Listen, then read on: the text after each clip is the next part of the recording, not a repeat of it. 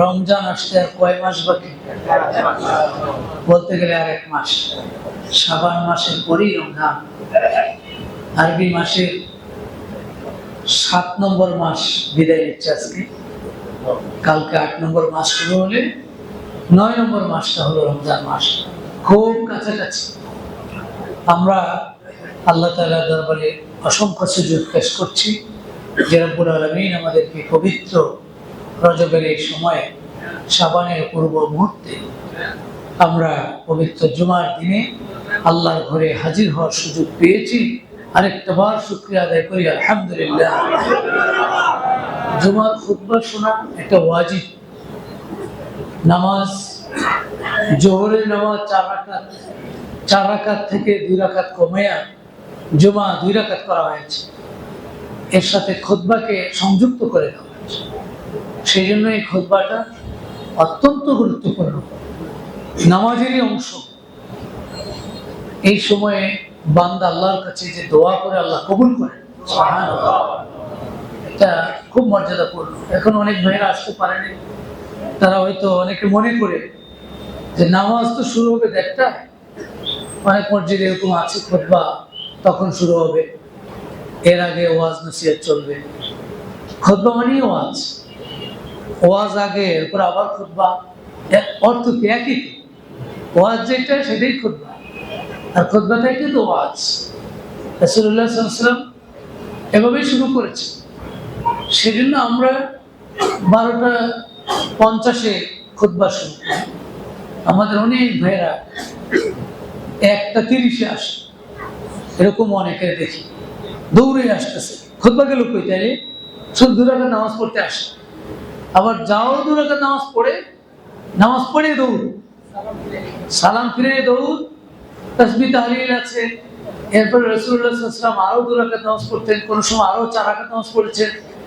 এগুলি কোনো কিছুর খবর নেই, শুধু 2 রাকাত।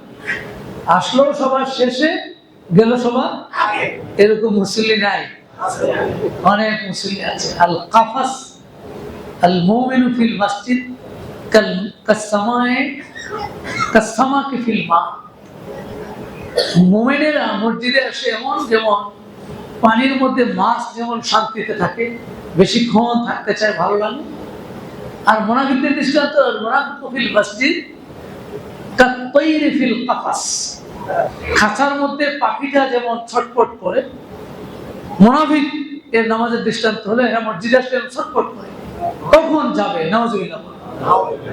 আমরা মুমিন হতে চাই, মুনাফিক হতে চাই না। সেই জন্য সবাইকে আবদার করি, মেহেরবানি করে আমরা যখন খুতবাটা শুরু করি তখনই যেন আসা যায়, আসতে আমরা চেষ্টা করি। আবার যাওয়ার ক্ষেত্রেও একটু থামি, সালামটা ফেরানোর পরে একটু দোয়া আছে, সেই আল্লাহর কাছে নিজের কথাগুলি পেশ করার সুযোগ আছে, দোয়া কবুলের মুহূর্ত। এই জন্য একটু থেমে যাওয়ার চেষ্টা করি। আল্লাহ তাআলা আমাদেরকে আমল করার তৌফিক দান করুন। সম্মানিত হাজিরিন, আমরা রজব মাসের জন্য 4টা বয়ান রেডি করেছিলাম। একটা ছিল আমরা রজব মাস কেন্দ্রিক, রজব মাসের ফাদায়েল, গুরুত্বটা কি। দ্বিতীয় হলো যে রজব মাসে আল্লাহ রাসূল সাল্লাল্লাহু আলাইহি সাল্লামকে আল্লাহ তাআলা তার রাজ্যের ভ্রমণ করানোর দাওয়াত দিয়েছিলেন। পথে পথে রাসূল অনেক কিছু দেখেছেন। এরপরে যখন তিনি আকাশে ওঠা শুরু করলেন, আকাশে গিয়ে অনেক কিছু দেখলেন যেগুলি পৃথিবীর কোন মানুষের জন্য সম্ভব নয়। এরকম একটা শ্রেষ্ঠ মর্যাদা দিয়ে আল্লাহ তাআলা তার নবীকে তার কাছে দরবারে নিয়ে গেলেন। সুবহানাল্লাহ। অনেক কিছু দেখালেন। আজকে আমরা এই গোটা ঘটনা থেকে, মেরাজের এই ঘটনা থেকে আমাদের জন্য শিক্ষণীয় কি কি জিনিস আছে সেগুলোকে আমরা নিয়ে আসতে চাই। আল্লাহ আমাদেরকে শোনার, বলার এবং মানার তৌফিক দান করুন। এখানে 10টি শিক্ষা আমরা নিতে পারি এই গোটা ঘটনা থেকে। একটা শিক্ষা হলো যে রাতের সফর আরামদায়ক এবং ফজিলতপূর্ণ। রাতের সফরটা আরামদায়ক এবং ফজিলতপূর্ণ, এটা আমরা রাসূলুল্লাহ সাল্লাল্লাহু আলাইহি ওয়াসাল্লামের এই মিরাজের থেকেই পাই। আল্লাহ রাসূল ঈশা নামাজের পরে মসজিদে ছিলেন, সেখান থেকেই তাকে জিবরাইল আলাইহিস সালাম এসে নিয়ে গিয়েছেন রাতে। কোরআনে এই জন্য বলছেন আল্লাহ তাআলা সুবহানাল্লাযী আসরা বিআবদিহি লাইলাম মিনাল মাসজিদিল হারাম। লাইলান মানে হলো রাত। রাতে আল্লাহ রাসূল সাল্লাল্লাহু আলাইহি সাল্লামকে আল্লাহ তাআলা ভ্রমণ করালেন। এটা মুহাদ্দিসিনে কেরাম বলেছেন, মুফাসসিরিনে কেরাম বলেছেন রাতের সফরটা আরামদায়ক এবং বরকতময়। আবার আমরা দেখি হযরত মূসা আলাইহিস সালাম যখন তার সম্প্রদায়ের সাথে চরমভাবে অত্যাচারিত হলেন, বিতাড়িত হতে লাগলেন, তখন আল্লাহ বললেন মূসা ফাসরি বিইবাদি লাইলান ইন্নাকুম মুত্তাবাউন। সূরা দুখানের 23 নম্বর আয়াতে আল্লাহ বললেন মূসা তুমি তোমার পরিবারের লোকদেরকে নিয়ে, জনগণকে নিয়ে তুমি রাতে বের হয়ে যাও, রাতে বের হয়ে যাও। ইন্নাকুম মুত্তাবাউন, তোমাকে অনুসরণ করবে তারা ফলো করবে, সুতরাং রাতেই চলে যাও। দিনের আলোতে গেলে হয়তো একটু প্রবলেম হতে পারে, তোমাকে আক্রমণ করতে পারে, এই জন্য রাতেই চলে যাও। সুবহানাল্লাহ। সূরা হুদের 81 নম্বর আয়াতে লূত আলাইহিস সালামকে লক্ষ্য করে ফেরেশতারা বললেন ক্বালু ইয়া লূত ইন্না রুসুল রাব্বিক। হে লূত আলাইহিস সালাম, আমরা আল্লাহর পক্ষ থেকে আল্লাহর ফেরেশতা আপনার কাছে এসেছি। লা ইয়াসিলু ইলাইকা, এই মানুষগুলো আপনাকে পেতে পারবে না। ফাসরি বিআহলিক বিকিতিম মিনাল লাইল, আপনি রাতের কিছু অংশ বাকি থাকতে থাকতে আপনি সবার নিয়ে বের হয়ে যান। সুবহানাল্লাহ। রাতের সফর ভালো। রাসূলুল্লাহর এই মিরাজের ঘটনা থেকে আমরা এটা পাই। আমাদের দেশে রাতে সফর, নাইট কোচ বা নাইটে কিছু সমস্যা হয়, গাড়ি থামাইয়া ডাকাতি করে, যা আমাদের দেশে ঘটে। কিন্তু রাস্তা নিরাপদ হলে রাতের সফরটাকে বরকতময় বলা হয়েছে, আরামদায়ক বলা হয়েছে। তবে বরিশালের লঞ্চ রাতে না দিনে? এখনো রাতেই আছে না, এখনো রাতে আছে, দিনেও আছে। তো রাত্রের এই সফরকে বরকতপূর্ণ বলা হয়েছে। এটা একটা শিক্ষা আমরা নিতে পারি, আমাদের জীবনের জন্য একটা শিক্ষা নিতে পারি ঘটনা থেকে। দ্বিতীয়ত হলো মেহমানকে নেওয়ার জন্য সফর সঙ্গী ও বাহন পাঠানো। সুবহানাল্লাহ বলে সুন্নাত। মেহমানকে নেওয়ার জন্য সাথে একজন সফর সঙ্গী লাগবে, বাসা বাড়ি চিনে না চিনে, এই একটা। আরেকটা হলো গাড়ি পাঠাই দেওয়া। আল্লাহ তাআলা কি গাড়ি পাঠাইছেন মোটরসাইকেল না মাইক্রো না, বুরাক। আল্লাহ তাআলা পাঠিয়ে দিয়েছেন বুরাক। বুরাক হলো এমন একটি প্রাণী, রাসূলুল্লাহ সাল্লাল্লাহু আলাইহি ওয়াসাল্লাম নিজে সহিহ মুসলিমে বর্ণনা দিয়েছেন, বুরাক হুয়া দাব্বাতুন আবিয়াদুন তাবিলুন ফাওকাল হিমারে ওয়া দুনাল বাগলি। রাসূল বলেন এটা তো বুরাক, এটা এমন একটা প্রাণী যেটা লম্বা এবং সাদা। সুবহানাল্লাহ।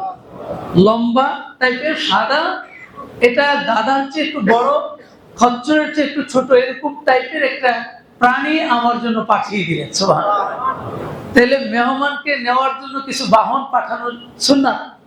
এখন আপনি মেয়ের জামাইরা আনবেন বা তার আত্মীয় স্বজনরা দাওয়াত দিয়েছেন, গাড়ি পাঠানো লাগবে না সুন্নাত, পাঠাইলে ভালো, আর কি আমল করা যেতে পারে। এবং সাথে যদি সফর সঙ্গী রাসূলুল্লাহকে নেওয়ার জন্য, রাসূলকে আল্লাহ একাও নিতে পারতেন, বাহন ছাড়াও নিতে পারতেন, সবই পারেন, আল্লাহ পারেন। কিন্তু আল্লাহ তাআলা জিবরিলকে পাঠিয়ে দিলেন, যান আমার বন্ধুটাকে সাথে করে নিয়ে আসেন আর এই বাহনটা নিয়ে যান। এটা সুন্নাত, এই আমলটা আমরা করতে পারি। তৃতীয়, যে কোনো কঠিন সফরের জন্য, বড় ধরনের সফরের জন্য ফিজিক্যালি এন্ড মেন্টালি প্রিপারেশন, শারীরিক এবং মানসিক প্রস্তুতি নেওয়া, এটাও সুন্নাত। শারীরিকভাবে ফিট আছে কিনা। বিশ্বনবী সাল্লাল্লাহু আলাইহি সাল্লাম দুনিয়া ছেড়ে আকাশে উড়বেন, আকাশে চলে যাবেন, আসমানের সফর, তাহলে শারীরিকভাবে ফিটনেস লাগবে তো, না লাগবে না? হজের সময় যাইতেও তো শরীর টেস্ট করে না, শরীরকে টেস্ট করায়। এটা সফরের জন্য সুন্নাত, এটা ভালো। এবং রাসূলকে আল্লাহ তাআলা এমন ভাবে করালে, জিবরিল আলাইহিস সালাম রাসূলকে উঠিয়ে নিয়ে মক্কার কাবার পাশে একবারে সবকে সদর করলেন। সুবহানাল্লাহ। শোয়াইলেন, শোয়াইয়া বুকটা ফেলে দিলেন, শাক্কা সাদরাহু, তার বক্ষটাকে ফেলে দিলেন। রাসূল নিজে বলেন ফাস্তাখরাজাল কালবা, আমার বুকটাকে ফেলে কলবটাকে বের করলেন। ফাস্তাখরাজা মিনহু আলাকাতান, সহিহ মুসলিমের হাদিস। এরপর জিবরিল এই কল্পটা তো বের করলেন, কল্প বের করে সেখান থেকে আবার একটা গোস্তের টুকরা বের করলেন, বের করে বললেন ফাকাল হাযা হাজ্জু শাইতানি মিনকা, মুহাম্মদ এটা হলো তোমার ভিতরে শয়তানের একটা পার্ট, শয়তানের পার্টটা বের করে ফেললেন, শয়তানের সামান্যতম ন্যূনতম আসর যেন না থাকে। এরপরে ফাগাসালাহু ফি তাসতিন মিন যাহাবিন বিমায়ে জামজাম, বড় একটা তস্তি নিলেন, তস্তি চিনেন আমাদের দেশে তস্তি বল, হ্যাঁ বল, কিন্তু তস্তি একটা নাম আছে যেটার মধ্যে হাত ধোয়া আর কি, খানার সময় হাত ধোয়াইতে দেয়, এরকম তাস্ত শব্দটা হাদিসে আসছে।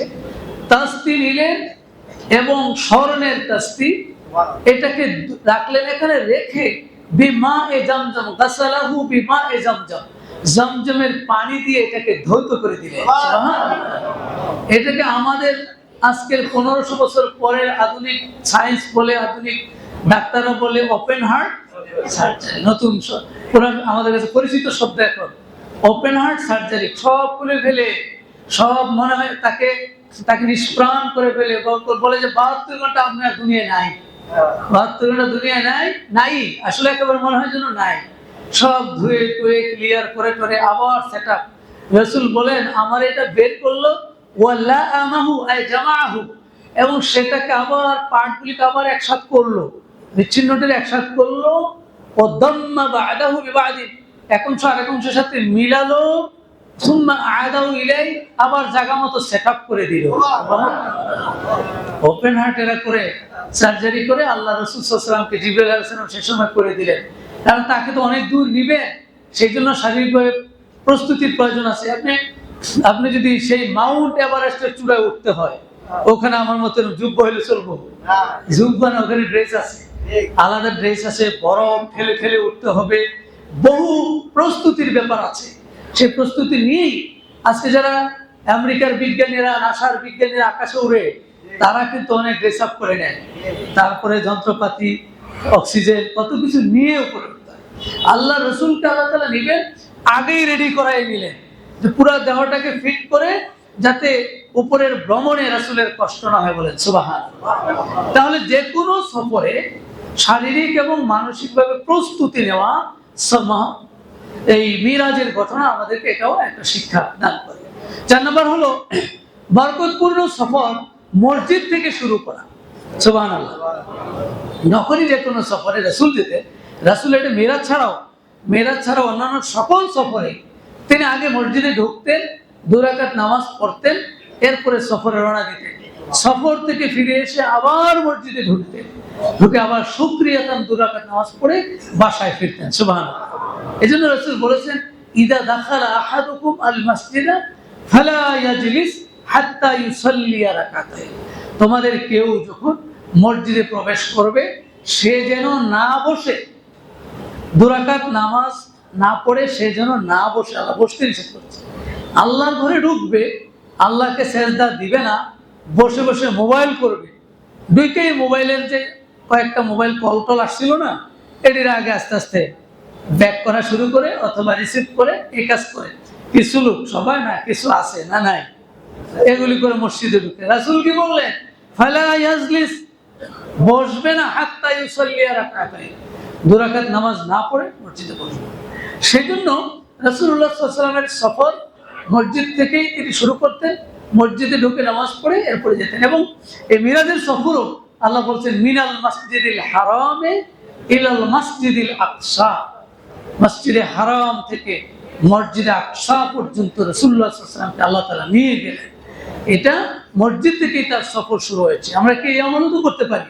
যখনই কোনো বড় সফরে যায়, বিভিন্ন জায়গায় যায়, মসজিদে 2 রাকাত নামাজ পড়ে আল্লাহর কাছে সাহায্য চেয়ে, আল্লাহর কাছে সুস্থতা চেয়ে, রাস্তাঘাটের বিপদ আপদ থেকে মাপ চেয়ে রওনা দেওয়া। আবার ফিরে এসেও রাসূল আমল করেছেন, মসজিদেই ফিরে এসে মসজিদে নামাজ পড়তেন। এবং তিনি মসজিদে হারাম থেকে কিন্তু মসজিদে আকসা, সেখানে গিয়েও নামাজ পড়েছেন। মসজিদে হারাম থেকে মসজিদে আকসায় গিয়ে আকাশে ওঠার আগে দিয়ে কিন্তু নামাজ পড়ে নিয়েছে। এটা সুন্নাত, আমরা এই আমলটা করতে পারি। এরপরে দুধ পছন্দ করা, এটা একটা সুন্নার মধ্যে পাওয়া যায়। রাসূলুল্লাহ যখন মিরাজে রওনা দিলেন, মসজিদে হারাম থেকে মসজিদে আকসায় গিয়ে পৌঁছলেন। মসজিদে আকসায় পৌঁছার পরে রাসূল বলেন, জাআনি জিবরাইল, জিবরাইল আমার কাছে আসলো। আমি যখন নামাজ শেষ করে আকসা থেকে বের হলাম, বিইনাইন মিন খামরিন ওয়া বিইনাইন মিন লাবানি, একটা পাত্রের মধ্যে মদ আনলেন, আরেকটা পাত্রের মধ্যে দুধ আনলেন। ফাখতারতু আল-লাবানা, আমি দুধটাই পছন্দ করলাম। তখন জিবরাইল বলেন, ক্বালা জিবরাইল ইন্নাকা আখতারতাল ফিতরা, নবী মুহাম্মদ আপনি আসলে আপনার স্বভাবগত যেটা সেটাই আপনি পছন্দ করেছেন, মদটা আপনি নেন নাই। বলেন সুবহানাল্লাহ। শিক্ষা হলো মুমিন মুসলমান রাসূলের উম্মত মদ স্পর্শ করতে পারে না, ঠিক কিনা? মদ তার কাছে প্রিয় হবে না, কোনোভাবেই মাদকাসক্ত হবে না, এ মদের নেশায় সে পড়বে না। এটা রাসূলুল্লাহ সাল্লাল্লাহু আলাইহি সাল্লামের মিরাজের এই সফরের থেকে আমাদের জন্য একটা শিক্ষা রয়েছে। তিনি দুধটাকে পছন্দ করলেন এবং এটা আজকের সায়েন্সও বলে এটাই শরীরের জন্য বেশি উপকারী। মদ সাময়িকভাবে আপনাকে স্পিরিট তুলে দিতে পারে, কিন্তু এটা খামরুন, আরবিতে হলো খামরুন মানে আকলকে ঢেকে ফেলে, অর্থাৎ এটা পান করলে আকল সুস্থ বিবেকটা আর থাকে না। এই জন্য এটার নাম খামার। এটাকে অ্যাভয়েড করা, পরিহার করা। 6 নম্বর হলো মেহমানকে অভ্যর্থনা জানানো।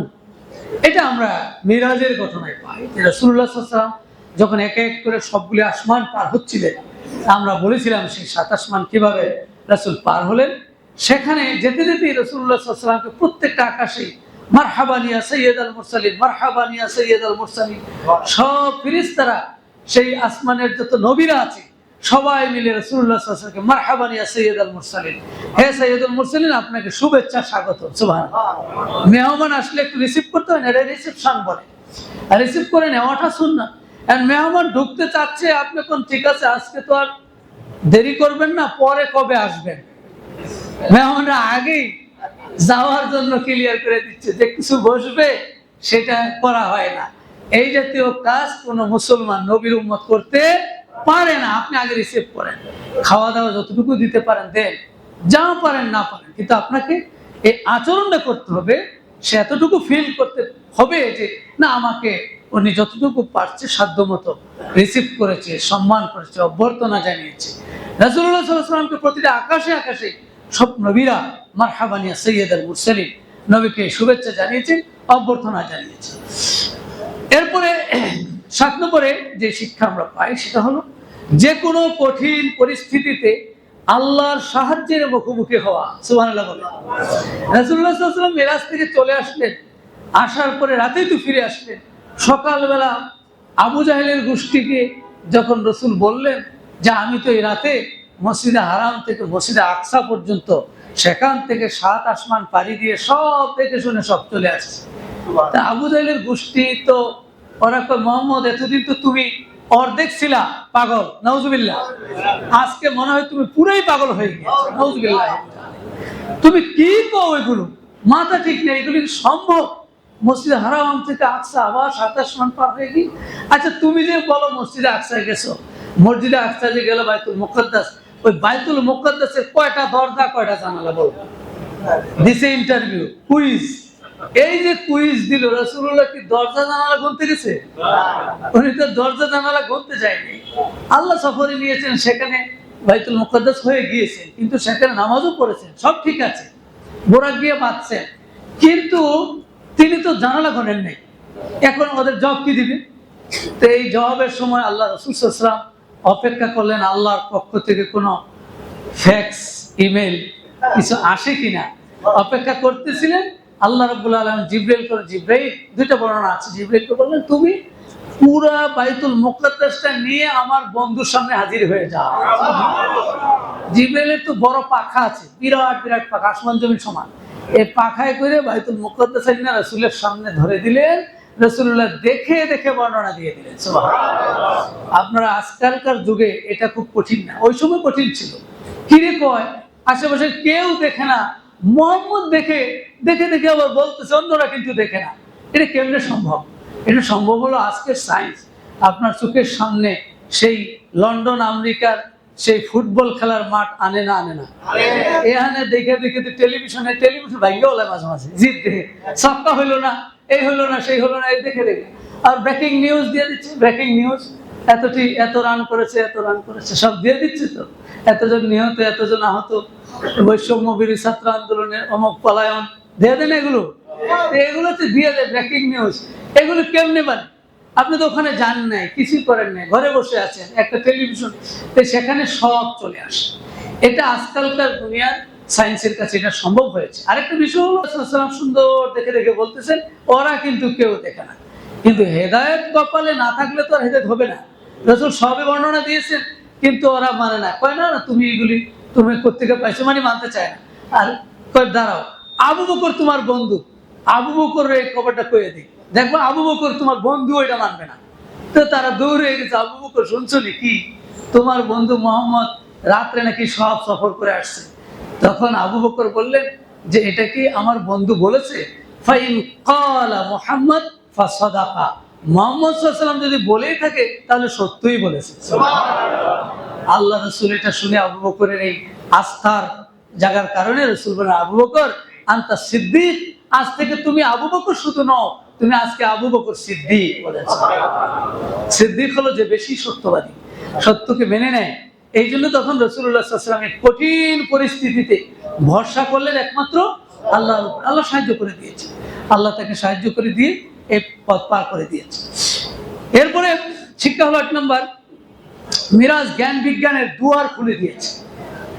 আজকের বিজ্ঞান সায়েন্স অনেক দূরে গিয়েছে, কম আগাই নেই। তারা অনেক কিছু স্বীকার করতে বাধ্য হয়েছে। আগে তারা স্বীকার করতো না যে সূর্য এটা স্থির আছে, সূর্য স্থির, সূর্য ঘুরে না, সূর্য স্থির আছে, পৃথিবী ঘুরে এগুলো। পরে গবেষণা করে দেখলো না, সূর্যও কিন্তু ঘুরে। এরপরে কয় না সূর্য ঘুরে, পৃথিবী ঘুরে না। পরে আবার দেখে যে না সূর্যও ঘুরে, পৃথিবীও, কিন্তু পৃথিবী তো আর ঘুরতে বোঝা যায় না। আমরা যেখানে আছি এখন কিন্তু পৃথিবীটা ঘুরে না, ঘুরে না। বিজ্ঞান বলে পৃথিবী তো ঘুরতেছে, পৃথিবী তো নড়তেছে, আমরা টের পাচ্ছি না। এর বিশাল পৃথিবীর জায়গায় আমরা অল্প অংশ জায়গা দেখি, অল্প অংশ জায়গায় দখলে আছে, এই জন্য আমরা টের পাচ্ছি না যে পৃথিবী ঘুরে। পৃথিবী কিন্তু ঘুরতেছে। যদি পৃথিবী নাই ঘুরতো, দিনও হতো না, রাতও হতো না। সূর্য যদি নাই ঘুরতো, মাস আসতো না, বছর হতো না। এটা বিজ্ঞান বলছে, এটা আল্লাহ বলছেন তা না, আল্লাহ তো বলছেনি, বিজ্ঞানও বলছে। তো এই বিজ্ঞান এগুলো সব স্বীকার করতে বাধ্য হয়েছে। এখন মেরাজ নিয়ে তাদের অনেক গবেষণা আছে বিজ্ঞানের, কেমনি একটা মানুষ এই আকাশ পার হয়ে চলে যায়, মাধ্যাকর্ষণ শক্তি ভেদ করে যায়। তারা এখন বলতেছে যে আমাদের রকেট সেকেন্ডে 7 মাইল গতিতে চলে, 1 সেকেন্ডে 7 মাইল। চোখ খুললেন বন্ধ করলেন, 7 মাইল, 7 মাইল, 7 মাইল, 7 মাইল যাইতেছে, 1 সেকেন্ডে 7 মাইল। এভাবে গতিসম্পন্ন বাহন বর্তমান দুনিয়ায় মানুষ আবিষ্কার করতে সক্ষম হয়েছে। তারা বলে যদি কোনো বাহন বা কোনো যন্ত্র আলোর গতিতে চলতে পারে, অর্থাৎ 1,86,000 মাইল, 1 সেকেন্ডে 1,86,000 মাইল গতিতে যদি কোনো বাহন চলতে পারে, তাহলে তার জন্য সব আকাশ মাধ্যাকর্ষণ শক্তি যা আছে, আগুন দিয়েও সে চলতে পারবে, সূর্যকে ডিঙিয়ে যেতে পারবে, কোনো কিছুই তাকে বাধা দিতে পারবে না। তারা এখন স্বীকার করছে। তাহলে আমাদের আল্লাহ যেই বোরাক পাঠিয়েছেন, এই বোরাকের গতি মুফাসসিরিনে কেরাম বলেছেন আলোর গতিতে 1,86,000 মাইল। তার চেয়েও অধিক গতি সম্পন্ন প্রাণী আল্লাহ তাআলা পাঠিয়েছেন রাসূলকে নেওয়ার জন্য। সুবহানাল্লাহ। ফলে রাসূল এটাতে উঠেছেন, মুহূর্তের মধ্যে সব ঘুরে টুরে আবার দেখলেন যেই বিছানা থেকে গেছেন সেই বিছানা গরম, যে দরজা দিয়ে বের হয়েছেন দরজার কড়া নড়তেছে। সুবহানাল্লাহ। সম্ভব, বিজ্ঞান বলছে এটাও সম্ভব। সম্ভব এই জন্য যদি এরকম গতি সম্পন্ন মানুষের জন্য, যদি মানুষ যদি এক সময় এরকম দ্রুত গতি সম্পন্ন প্রাণী বা বাহন আবিষ্কার করতে পারে, মানুষও যেতে পারবে। কিন্তু মানুষ কি পারবে? এত গতি সম্পন্ন বাহন মানুষ যদি আবিষ্কার করে কিয়ামত হয়ে যাবে, এইটাও বিজ্ঞান বলছে। কয় না, তাহলে সব ধ্বংস হয়ে যাবে, তাহলে আর কিছুই থাকবে না। সেই জন্য রাসূলুল্লাহ সাল্লাল্লাহু আলাইহি ওয়াসাল্লামের এই মেরাজ আমরা যারা আছি, আজকের বিজ্ঞান যারা আছে, আমরা মুসলমান যারা আছি, তাদের জন্য একটা গবেষণার দুয়ার খুলে দিয়েছে। আমরা বিশ্বাস করি যুক্তি ছাড়াই বিশ্বাস করি। এই জন্য বিশ্বাস করি যে আল্লাহর জন্য তো সবই সম্ভব, আল্লাহর জন্য যেহেতু সুবহানাল্লাযী আসরা, আসরা শব্দের ফাইল হলো আল্লাহ, যে আল্লাহ ভ্রমণ করিয়েছে। তো যেহেতু আল্লাহই ভ্রমণ করিয়েছেন, তাহলে আমরা বিশ্বাস করে নিয়েছি এই ভ্রমণ সত্য, কোনো সন্দেহ নাই, ঠিক কিনা? যে ভ্রমণটা হয়েছে, যে কেউ কেউ বলে না এটা স্বপ্নে হয়েছে, বাস্তবে হয়নি, নাউজুবিল্লাহ। এটা আমাদের আকীদাতু আহলিস সুন্নাহ ওয়াল জামাত, আমাদের আহলিস সুন্নাহ ওয়াল জামাতের আকীদা হলো স্বপ্নে নয়, বাস্তবেই হয়েছে, বাস্তবেই হয়েছে। সব তিনি বাস্তবভাবেই তিনি সফর করেছেন। তাহলে এই সফরের মাধ্যমে বিজ্ঞান স্বীকার করেছে, বিশেষ করে থিওরি অফ রিলেটিভিটি, আলবার্ট আইনস্টাইনের থিওরি অফ রিলেটিভিটি যখন আবিষ্কার হয়ে গেছে, তারা তখন দেখেছে যে একটা বস্তু যখন যত দ্রুত যাবে আর যত উপরে উঠবে, তখন তার দূরত্ব কমে আসবে, সময় কমে আসবে, আস্তে আস্তে একটা মন খারাপ থাকলে কি করতে হবে? মনটা যদি ভালো না থাকে তাহলে কি শুয়ে থাকবে না সফর করবে? আল্লাহ রসুলের মন খারাপ, রসুলের স্ত্রীটা খাদিজা মারা গিয়েছেন, রসুলের আপনজন আবু তালেব মারা গিয়েছেন, এরপরে তায়েফে গেলেন, সেখানে গিয়েও তিনি অত্যাচারিত হলেন। এই তিনটা বড় বড় ঘটনা ঘটলো, রসুল্লাহর মন খুব খারাপ। আল্লাহ তাআলা জানিয়ে দিলেন, রসুল আপনার মন ভালো হবে, লিনুরিয়াহু মিন আয়াতিনা, আমার নিদর্শনগুলি আমি আপনাকে দেখালে আপনার মন ভালো হয়ে যাবে। সুবহানাল্লাহ। অনেক লেখক কবি সাহিত্যিকরা সাগরের পাড়ে গেলে মন ভালো হয়ে যায়, লেখা আসে, গবেষণা আসে, তাই না? এটার একটা হিকমত আছে। রাসূলুল্লাহ সাল্লাল্লাহু আলাইহি ওয়াসাল্লামকে যখন আল্লাহ নিয়ে গেলেন, তখন রাসূলুল্লাহ সাল্লাল্লাহু আলাইহি ওয়াসাল্লামের মন ভালো হয়ে গেল, বলে সুবহানাল্লাহ। সর্বশেষ 10 নম্বর শিক্ষা হলো, এই মিরাজ থেকে ফিরে আসার পরে আল্লাহ তাআলা বনী ইসরাইল নাজিল করে বিশ্বনবী সাল্লাল্লাহু আলাইহি সাল্লামকে 14 দফা কর্মসূচি দিয়ে দিলেন। কয় দফা? চোখ খোলা না বন্ধ? বন্ধ থাকলে একটু খোলেন, 14 দফা মূলনীতির জন্য একটু খোলেন। এই 14 দফা মূলনীতি দিয়ে দিলেন। রাসূলকে বললেন, মুহাম্মদ আপনি মক্কায় এতদিন ছিলেন, আমার এই 14 দফা বাস্তবায়ন করতে পারেন নাই, এখন আপনি মদিনায় যান। মেরাজ থেকে আসার পরেই মদিনায় পাঠিয়ে দিলেন। মদিনায় গিয়ে তিনি এই 14 দফার মূলনীতির আলোকে একটি সুন্দর সমাজ বিনির্মাণ করলেন। বলেন সুবহানাল্লাহ। এই 14 দফা পাওয়া যাবে কোথায়? সূরা বনী ইসরাইলের, এই যে সূরা বনী ইসরাইল মিরাজের সূরা, এই সূরার 23 থেকে 37 নম্বর আয়াতে আল্লাহ তাআলা রাসূলুল্লাহ সাল্লাল্লাহু আলাইহি ওয়াসাল্লামকে 14 দফা মূলনীতির কথা বলে দিয়েছেন। প্রথম দফা ছিল ওয়াকাদা রাব্বুকা আল্লা তা'বুদু ইল্লা ইয়্যা।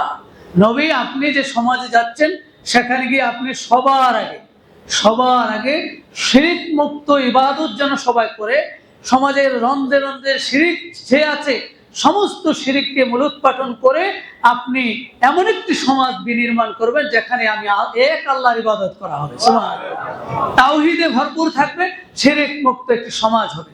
তাহলে একজন রাষ্ট্রপ্রধান যারা রাষ্ট্র পরিচালনার দায়িত্ব পাবে, তাদের প্রধান কাজটা কি হবে? শিরক মূলোৎপাটন করা। শিরক চলতে পারে না। আল্লাহ এই গুনাহটাকে এত বেশি খুব রাগ হন আল্লাহ যদি কেউ শিরক করে। আল্লাহর কোরআন বলছে সূরা নিসার 2 জায়গায় আল্লাহ বলছেন, ইন্নাল্লাহা লা ইয়াগফিরু আন ইউশরাকা বিহি ওয়া ইয়াগফিরু মা দুনা যালিকা লিমান ইয়াশা। আল্লাহ বলছেন আমি বান্দা তোমার সব গুনাহ maaf করে দিতে পারি, শিরকের গুনাহ maaf করি না। এইজন্য এই সমাজটার মধ্যে শিরক থাকতে পারবে না। এরকম একটি সমাজকে আমরা চাই? সবাই চাই না? ডাইন সাইডের তারা চাননি, বাম সাইড, সামনে, উপরে যারা আছি, আল্লাহ কবুল করে বলি আমি। সমাজের দ্বিতীয় কর্মসূচি হবে অবিল ওয়ালিদাইনি ইহসান। নবী আপনি সেই সমাজে আমার ইবাদত কায়েম করার পরে আপনি আরেকটা গুরুত্বপূর্ণ এজেন্ডা নেবেন। সেই এজেন্ডা হলো পিতা মাতার প্রতি সদাচরণ করা হয় কিনা এটা খালি টহল দিবেন। সুবহানাল্লাহ। ঘুরে ঘুরে আপনি দেখবেন আপনার সমাজে, আপনার রাজ্যে কোথায় বাবা মার প্রতি অপমান করা হচ্ছে, বাবা মার প্রতি অসৌজন্য আচরণ করা হচ্ছে, কোথায় বাবা মাকে সেই বৃদ্ধাশ্রমে পাঠানো হচ্ছে। এগুলি সব অবজার্ভ করে বাবা মার সম্মানটা যেন বজায় থাকে এমন একটি সমাজ আপনি কায়েম করুন। সুবহানাল্লাহ। আল্লাহর ইবাদত, বাবা মার মর্যাদা কায়েম। এরপরে হলো যে আপনি ওয়াতি যাল কুরবা হাক্কাহু ওয়াল মিসকিন ওয়া ইবনাস সাবিল, আপনি আপনার সমাজের বঞ্চিত, নিপীড়িত, অভাবী, অসহায়, পথিক, মুসাফির, মিসকিন, গরিব যারা আছে সেই অসহায় মানুষগুলোর দায়িত্ব নেন। সুবহানাল্লাহ বলে। একজন রাষ্ট্র শুধু বড় লোকদেরকে নিয়ে থাকবে আর গরিবদেরকে উঠে আনতে হবে। ছিন্নমূল যারা আছে তাদেরকেও আশ্রয় দিতে হবে, তাদের ঠিকানা করে দিতে হবে, তাদের ব্যবস্থা করতে হবে। তারা ফুটপাতে বাড়িঘর ছাড়া, খানা খাদ্য ছাড়া খোলা আকাশের নিচে শুয়ে থাকবে, একজন রাষ্ট্রকে এটা মেনে নিতে পারবে? ইসলামী রাষ্ট্র হলে রাসূলুল্লাহকে বললেন আপনার রাষ্ট্রে এটা চলবে না, সমস্ত ছিন্নমূলদেরকে তাদের থাকার অধিকার, বাঁচার অধিকার আপনি ব্যবস্থা করুন।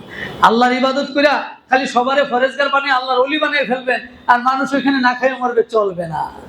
রাষ্ট্র হবে এমন, আল্লাহর ইবাদত কায়েম করবেন, বাবা মার অধিকার ঠিক রাখবেন এবং জনগণের অধিকার ঠিক রাখবেন। 4 নম্বরে হলো তুবাজ্জির তাবজিরা। নবী আপনি সমাজ থেকে অপচয় দূর করুন। সুবহানাল্লাহ বলে। একটি সমাজে অপচয় যেন হতে না পারে এমন একটি সমাজ কায়েম করুন। রাষ্ট্রের এই সম্পদ রাষ্ট্রের মানুষের উপকারে যাতে আসে সেটা কাজ করুন। কি বলে? আপনার সেই যমুনা সেতু, বঙ্গবন্ধু সেতু, এগুলি কি মানুষের, পদ্মা সেতু, এগুলি ভালো না খারাপ? এগুলি মানুষের উপকার। আবার আপনার কি মেট্রো রেল ভালো না খারাপ? ভালো। কিন্তু এগুলি জনগণের উপকার হচ্ছে, আর কোটি কোটি হাজার কোটি টাকা খরচ করে মানুষের ছবিটা নাই রাখা ভালো না খারাপ? মানুষের উপকার হয় না, জনগণের এতে কোনো উপকার হয় না। তাহলে এটা অপচয়, কোটি কোটি টাকা অপচয়। এটা আমাদের টাকা, তো টাকা তো আমাদেরই, আপনাদেরই, সবার টাকা না। তো এই জনগণের টাকাগুলো কোনোভাবে অপচয় করা যাবে না। রাসূলুল্লাহকে সরাসরি আল্লাহ নির্দেশ দিয়ে দিলেন ওয়ালা তুবাজ্জির, নবী আপনি অপচয় করবেন না। আল্লাহ 5 নম্বরে জানিয়ে দিলেন ওয়ালা তাজআল ইয়াদাকা মাগলুলাতান ইলা উনুকিক, নবী আপনার এই হাতকে দান করা থেকে বিরত থাকবেন না। ওয়ালা তাবসুতহা কুল্লাল বাসতে, আবার একবারে সব দিয়ে দিবেন না। ফাতাকুদা মালুমা মাহসুরা, তাহলে আপনি একবারে নিঃস্ব, তিরস্কৃত হয়ে পড়ে থাকতে হবে। রাসূলুল্লাহ সাল্লাল্লাহু আলাইহি ওয়াসাল্লাম তো উদার হস্ত, সব দিয়ে দিতেন। একদিন এসে একজন ছেলে চাইলো হুজুর আমার আম্মা বলছে আপনাকে আমাকে কিছু দিতে, তো এখন তো আমার কাছে নাই, তোমাকে পরে দেব। তাফসীরে এসেছে। পরে এসে আবার আসছে, আবার এসে হুজুর আমার আম্মু পাঠিয়েছে আপনাকে, আপনি আমাকে কিছু দেন, আর নাহলে আপনার গায়ের জামাটা দিতে বলছে। তো রাসূলুল্লাহ কয় আমার তো জামাটাই আছে। তো ঠিক আছে তুমি চাইছো, পরে জামাটাই খুলে দিয়ে দিছে। রাসূল খালিগা হয়ে গেল। আজান দিছে বিলাল, আজান দিয়ে বলে হুজুর নামাজে, হুজুর তো আসতেছে না নামাজে, খালিগা তো। পরে সবাই গেছে, গিয়া দেখে হুজুর খালিগায় বসে। তখন আল্লাহ আয়াত নাযিল করে দিলেন নবী ওয়ালা তাজআল ইয়াদাকা ইলা উনুকিক ওয়ালা তাবসুতহা কুল্লাল বাসতি ফাতাকুদা মালুমা মাহসুরা। তাফসীর অনুযায়ী আসলে আপনি দান করবেন, একেবারে বখিল হয়ে বসে থাকা যাবে না। আবার একেবারে যা আছে সব পকেটে যা আছে সব দিয়া এরকম ভাই আমার দেন না, আমার তো যাতায়াত ভাড়াটা দিয়ে লেছি, এরকম যাতায়াত ভাড়াটা তো রাখতে হইব, রেখে না আপনি বাসায় আসবেন। এটা এই আয়াতের শিক্ষা। এরপরে 6 নম্বরে রাসূলুল্লাহ সাল্লাল্লাহু আলাইহি ওয়াসাল্লামকে আল্লাহ বললেন ওয়ালা তাকতুলু আওলাদাকুম খাশিয়াতা ইমলাক নাহনু নারযুকুহুম ওয়া ইয়াকুম, নবী আপনি যে সমাজে যাচ্ছেন সেই সমাজে গিয়ে ঘোষণা দিয়ে দেন তোমরা তোমাদের সন্তানদেরকে খাদ্যের ভয়ে হত্যা করো না। সুবহানাল্লাহ বলেন। ছেলে হোক মেয়ে হোক দুটি সন্তানই যথেষ্ট, দুটি হলে আর নয়, একটি হলে ভালো হয়। আবার কইব না হলে, এটাও কইতে পারে না হলে ভালো হয়। নাউজুবিল্লাহ বলেন। আল্লাহ নিষেধ করেছেন লা তাকতুলু আওলাদাকুম খাশিয়াতা ইমলাক, যে আপনি এই ঘোষণা দেন তোমরা খাদ্যের ভয়ে তোমাদের সন্তানদেরকে হত্যা করো না। আনাহনু নারযুকুহুম ওয়া ইয়াকুম, আমি তাদেরকেও রিজিক দেই তোমাদেরকেও রিজিক দেই। সুবহানাল্লাহ বলেন। এর ব্যাখ্যা কি? এর ব্যাখ্যা হলো তাদের কারণে তোমাদেরকে রিজিক দেই। সুবহানাল্লাহ। আজকে যে সন্তানটা আসলো তার কারণে তোমার রিজিকে, ইনকামে, কামাইয়ে, শারীরিক সুস্থতায় সবকিছু আমি বরকত দিয়ে দিই। সুবহানাল্লাহ। সেই জন্য তাই আসার পথটাই তুমি বন্ধ করে দিও না, তাকে আসতে দাও। এটা হলো 6 নম্বর। 7 নম্বর ওয়ালা তাকরাবুজ জিনা, আর সামনে আগানো যাবে না। ঠিক আছে, তাহলে আপনার ঠিকানাটা দিয়ে দিলাম। ঠিকানা দিয়ে দিলাম, সেটা হলো সূরা বনী ইসরাঈলের 23 থেকে 37 নম্বর আয়াত। এখানে আল্লাহ তাআলা 14টি মূলনীতি দিয়েছেন একটি সুন্দর সমাজ বিনির্মাণের জন্য। আসুন আমরা রাসূলুল্লাহ সাল্লাল্লাহু আলাইহি ওয়াসাল্লামের এই মিরাজ থেকে আমাদের একটি সুন্দর পৃথিবী, সুন্দর বাংলাদেশ, পৃথিবী তো হবে, পৃথিবীর আগে আমার বাংলাদেশটা আগে সুন্দর হোক। আমরা একটি সুন্দর বাংলাদেশ বিনির্মাণের জন্য এই কর্মসূচিগুলি নিয়ে মাঠে নেমে যাই। 2025 সাল হবে একটি সুন্দর সমাজ বিনির্মাণের বছর। আল্লাহ কবুল করুন। আসসালামু আলাইকুম ওয়া রাহমাতুল্লাহি ওয়া বারাকাতুহু।